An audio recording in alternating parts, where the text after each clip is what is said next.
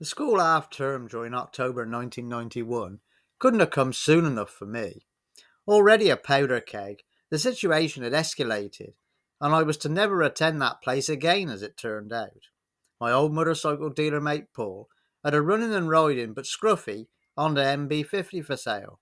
I didn't really need any more bikes personally, but a devious plan was hatching in my fevered 15-year-old mind. Parental supervision had increased from a previously documented incident earlier that year, where I went late night joyriding in pursuit of a much older female quick-save checkout operative to whom I had lost my heart over a bout of passion in a nearby rural bus shelter. I digress. The little Honda two-stroke was located at Poor Satellite Yard a few miles up the road from the estate where I dwelled. Having paid up in cash the day before, the following morning was a Friday, and I set off on my little Rally a Keep racing bike, my leather jacket and helmet stashed in a Puma holdall tied to the push bike's carrier. I already had the bike's keys and paperwork, so planned to dump the push McCumbler in the hedge, get the Honda going, and ride up to the garage 100 yards away for a bit of fuel, and then tootle back down the back lanes to my friend Toby's house. He said I could store the MB50 in his back garden. His mum was always away for weeks on end with her new fella, which meant she wouldn't be around to cause hassles for us. In return, Toby could use the bike if he wanted to. All of it should have gone swimmingly, if I had stuck to the plan.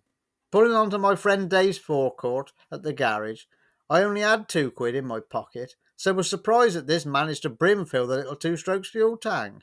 Plenty of oil in it, and I set off up the road. My brain started to add little detours to the planned ride home.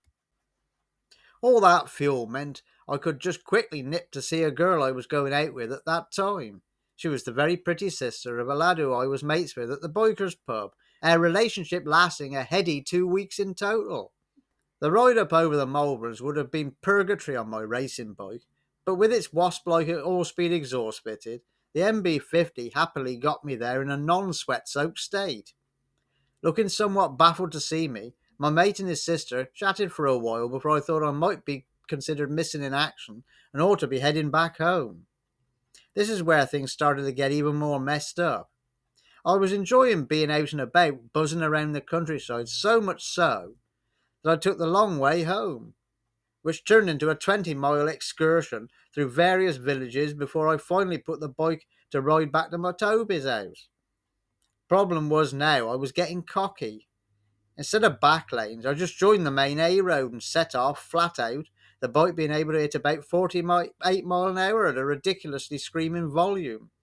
Coming past the exit from the motorway, a cop patrol was harassing some guy parked up in his Cortina. As I went by them, both cops looked up, but they seemed to go back to their quarry.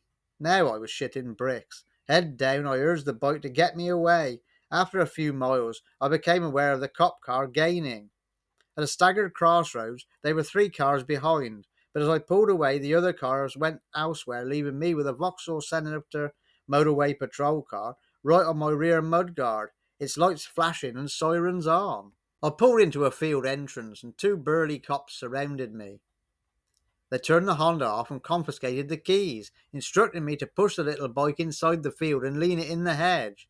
I was handcuffed with my hands behind me and placed in the back of the Senator, my 6.5 stone frame shaking as they questioned me. Underage, no MOT or tax, no insurance, license, and tyres that were illegal. After the uncomfortable ride back to my house in the back of the Senator, the officers deposited me in through the front door. My poor mother's exasperated expression saying it all, really. The one cop chatted to her in the kitchen whilst I waited in our front room with his pal.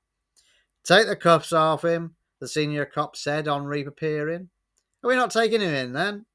"No," was the reply. He then got right up in my face, shouting at me to apologise to my mum for causing her so much anguish, telling me I was on my final warning and next time I would be charged. I did as I was told and they left. Later, after serious grilling from my father, we collected the Honda from the field's entrance in Dad's Astra van, and I sold the little bike with a fresh MOT to the lad up the road who worked in their spar shop. However, I certainly still had not yet learned my lesson, and the addiction to riding motorbikes was growing ever stronger.